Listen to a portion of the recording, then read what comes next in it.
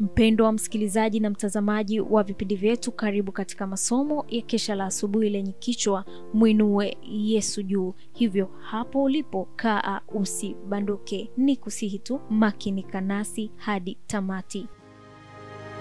Piga panana ya makelele, Yesu yuaja tena.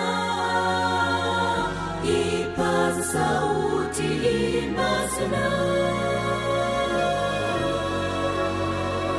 Yesu yuaja tena. Anakuja, anakuja. Yesu yuaja tena.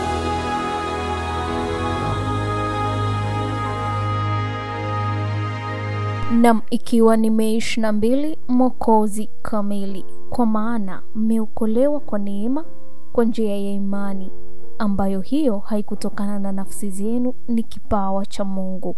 Waefeso 2:8. Na tuombe. Asante Baba kwa asubuhi njema, tunapoenda kujifunza maandiko yako matakatifu. Kwa pamoja nasi tuongoze kupitia jina lako Yesu Kristo, amen. Wazo kwamba haki ya Yesu Kristo imewekwa juu yetu, sio kwa sababu ya kustahili kokote kwa upande wetu, bali ni kama zawadi ya bure kutoka kwa Mungu. Ni wazo la thamani. Adui wa Mungu na mwanadamu hataki ukweli huu uwasilishwe kwa uwazi zaidi, kwa maana anajua kwamba ikiwa watu wataupokea kikamilifu, uwezo wake utaharibiwa. Ikiwa wanaweza kudhibiti akili ili kwamba mashaka na kutokuamini na giza vitengeneze uzoefu wa wale wanaodai kuwa wana wa Mungu, anaweza kuwashinda kwa majaribu. Ile imani sahihi ambayo inamwamini Mungu katika neno lake inapaswa kuhamasishwa. Lazima watu wa Mungu wawe na imani ambayo itaishikilia nguvu ya Mungu, kwa maana mmeokolewa kwa neema kwa njia ya imani, ambayo hiyo haikutokana na nafsi zenu wenyewe, ni kipawa cha Mungu. Waefeso 2:8. Wale wanaoamini kwamba Mungu amesamehe dhambi zao kwa ajili ya Kristo wasije wakashindwa kwa njia ya majaribu kusonga mbele katika kuvipiga vita vizuri vya imani. Imani yao inapaswa kuendelea kukua hadi maisha yao ya Kikristo, kadhalika na maneno yao yatakapotangaza damu yake Yesu Kristo yatusafisha dhambi yote. Yohana 1:7.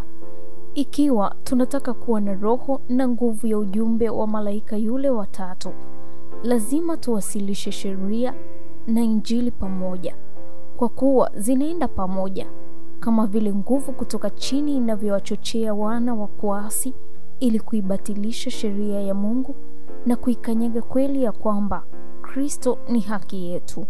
Nguvu itokayo juu inasukuma mioyo ya wale walio waaminifu ili kuinua sheria na kumwinua Yesu kama Mwokozi kamili. Nguvu ya Mungu isipokuwa imeletwa kwenye uzoefu wa watu wake, nadharia na mawazo ya uongo yataziweka nafsi utumwani. Kristo na haki yake ataondolewa kwenye uzoefu wa wengi, na kisha imani yao itakuwa haina nguvu au uzima. Lazima watu wafundishwe kwamba Yesu ni wokovu na haki yao. Ni kusudi la Shetani alilodhamiria ili kuzizuia nafsi zisimwamini Kristo kama tumaini lao la pekee. Kwa maana damu ya Yesu isafishayo kutoka katika dhambi yote ni yenye ufanisi kwa niaba ya wale tu wanaoamini katika ustahilifu wake na wanaoutoa mbele za Baba kama vile Habili alivyotoa katika sadaka yake. Mzigo wa ujumbe wetu sio tu amri za Mungu, bali imani ya Yesu. Nuru angavu inang'aa njiani mwetu leo na inaongoza kwenye kuongezeka kwa imani katika Yesu. Tunalazimika kupokea kila mwale wa nuru na kutembea ndani yake.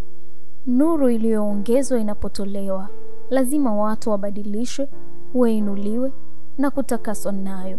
Utasoma Gospel Workers ukurasa wa 161 na ukurasa wa 162.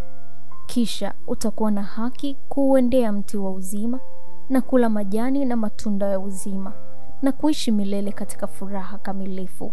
Utasoma Youth Instructor la Agosti 1 mwaka 1852. Huu ni mwisho wa somo letu la Mei 22, Mwokozi kamili. Na tuombe. Asante Baba Mungu kwa somo hili. tunajikabidhi kwako. Tunaomba baraka zako zikaambatane pamoja nasi na utusogeze zaidi karibu na wewe kupitia jina lako Yesu Kristo. Amen. Barikiwa nami mwaka 2025 katika masomo haya. Anakuja,